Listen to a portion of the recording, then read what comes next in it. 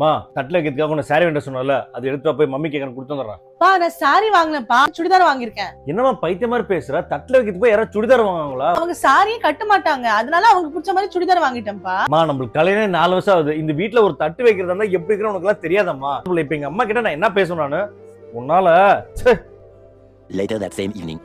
அம்மா கொஞ்சம் வாமா இங்க. என்னம்மா பண்ணி வச்சிருக்க? ஏன் மம்மி என்னாச்சு? கல்யாணம் ஆகி 4 வருஷம் ஆச்சு.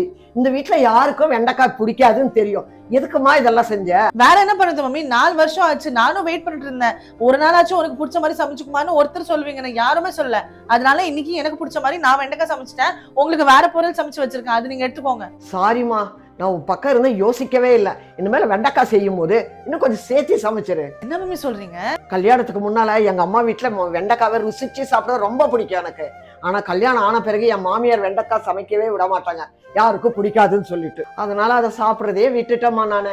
என் மாமியார் தான் என்ன புரிஞ்சுக்கவே இல்லை. ஆனா நீ என்ன வேணா செய், நான் உன் பின்னாடி இருக்க, சரியா? உனக்கு பிடிச்ச மாதிரி நீ இருமா இந்த வீட்டுல. அவ்வளவுதானே, இனிமேல் நான் உங்களுக்காக சமைச்சு தரேன்.